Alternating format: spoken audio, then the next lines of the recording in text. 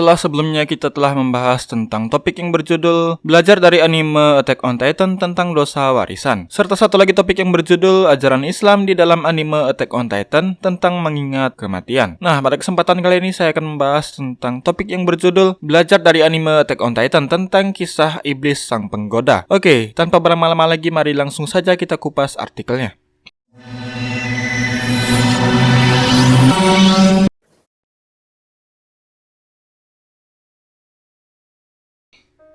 Ya, sesuai judul, hari ini kita masih akan membahas tentang anime berjudul Attack on Titan season keempat. Tepatnya yang akan kita bahas di video kali ini adalah tentang alur cerita dari episode ke-20 dan 21 dari serial anime ini. Dimana seperti yang telah saya sebutkan di video saya sebelumnya yang membahas tentang konsep dosa warisan, di episode ke-20 ini memang anime ini lebih berfokus menceritakan tentang kisah flashback dari ayahnya Eren dan Zeke, yaitu Grisha Yeager.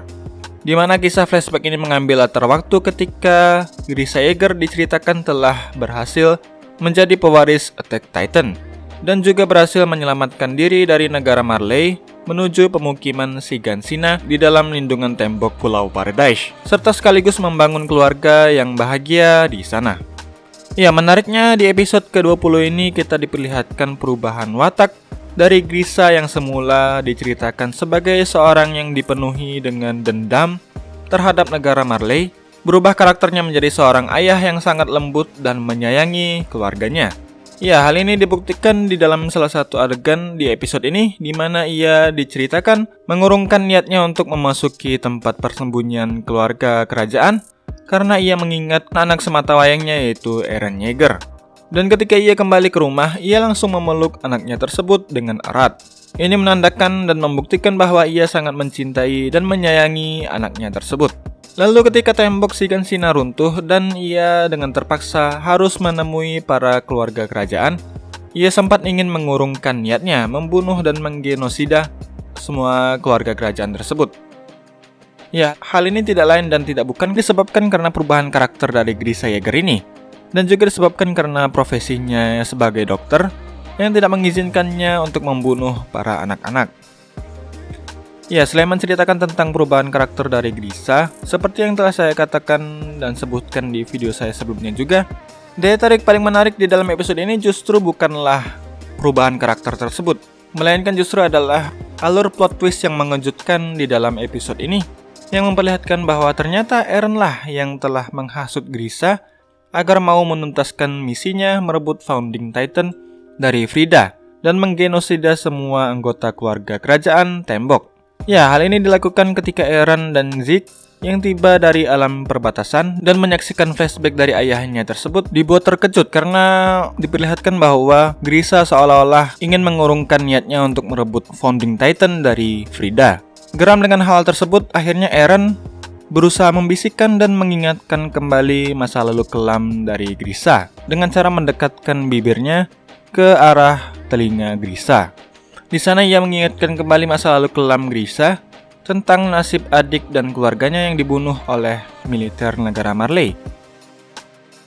Ya, pencucian otak alias penghasutan yang dilakukan oleh Eren ini bisa terjadi dan bisa dilakukan dengan cara memanfaatkan salah satu keistimewaan para pewaris Attack Titan yang ternyata memiliki kemampuan bisa melihat potongan-potongan kejadian di masa depan dari para pewaris-pewarisnya.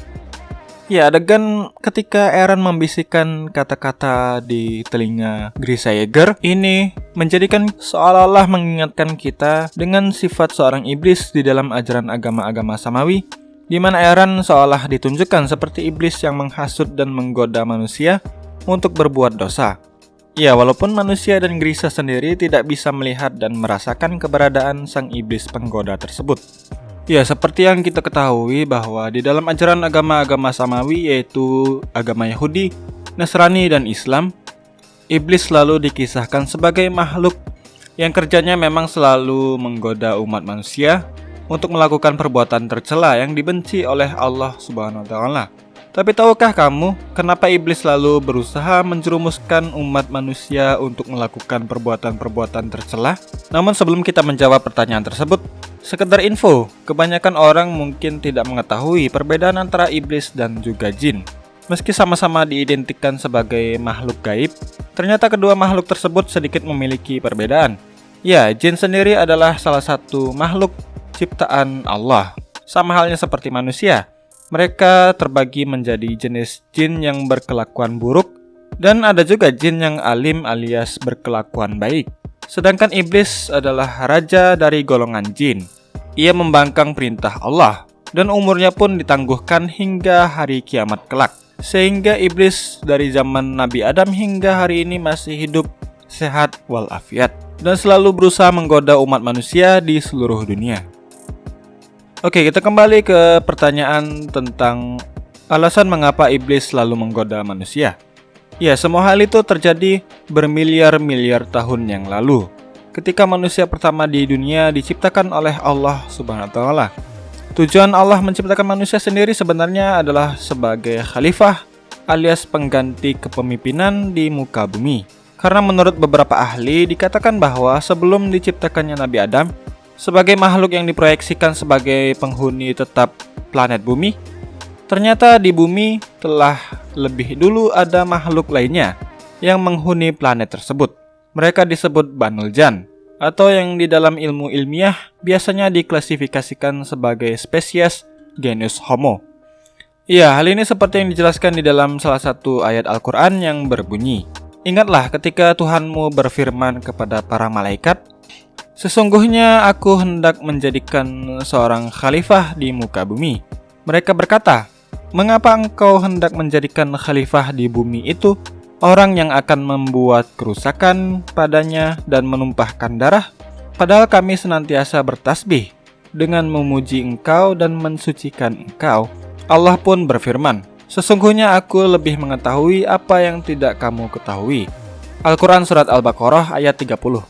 Ya, pertanyaan para malaikat yang mempertanyakan keputusan Allah menciptakan khalifah alias pengganti di muka bumi yang selalu berbuat kerusakan dan menumpahkan darah tersebut itulah yang bisa diasumsikan bahwa Allah sebenarnya telah menciptakan makhluk yang hampir mirip dengan manusia di muka bumi. Namun watak, perilaku, dan sifat mereka lebih buruk dibandingkan manusia. Ya, begitulah. Singkat cerita, Adam pun diciptakan, dan mungkin kita sudah sama-sama mengetahui bahwa ketika semua makhluk langit diperintahkan Allah untuk bersujud kepada Adam, iblis, yang merupakan salah satu makhluk yang berasal dari golongan jin, tidak mengindahkan perintah Allah tersebut. Dia beralasan melakukan hal tersebut karena ia diciptakan dari api dan Adam diciptakan dari tanah. Ya, dari kisah di atas sudah jelas ya, kita sudah bisa mengambil satu kesimpulan bahwa makhluk yang pertama kali melakukan tindakan rasis dan sombong adalah makhluk bernama iblis. Ya, mungkin hal itulah juga yang coba disampaikan oleh salah satu karakter dari anime Attack on Titan, yaitu Niccolo di dalam episode 22 dari anime Attack on Titan season keempat ini. Hal ini terjadi ketika Gabi berkata bahwa ialah sebenarnya iblis tersebut. Niccolo mengatakan kepada Gabi bahwa setiap orang memiliki iblisnya masing-masing. Atau dengan kata lain juga bisa diterjemahkan bahwa ketika semua orang bisa bertindak atau berperilaku layaknya iblis. Ya, hal ini bisa kita contohkan pada tindakan orang-orang Marley yang melakukan tindakan rasis kepada kaum Eldia, dan juga tindakan Kaya yang berusaha membunuh Gabi hanya karena rasa dendam.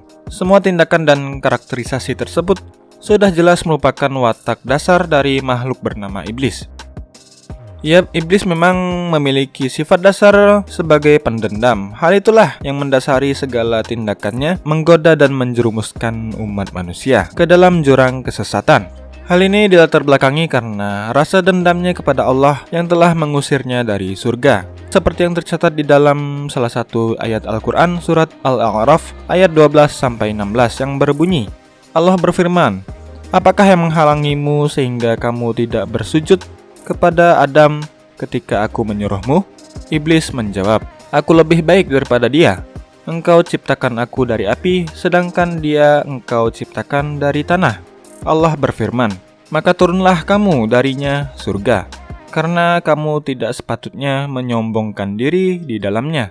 Keluarlah, sesungguhnya kamu termasuk makhluk yang hina." Iblis menjawab, "Berilah aku penangguhan waktu sampai dari mereka dibangkitkan." Allah berfirman, Benar, kamu termasuk yang diberi penangguhan waktu. Iblis menjawab, karena engkau telah menyesatkan aku, pasti aku akan selalu menghalangi mereka dari jalanmu yang lurus. Ya, dari ayat tersebut bahkan sudah terkuak bahwa iblis mencoba memfitnah Allah dan menganggap Allah telah menyesatkan dirinya. Padahal sudah jelas yang memilih jalan kesesatan dan kesombongan adalah dia sendiri.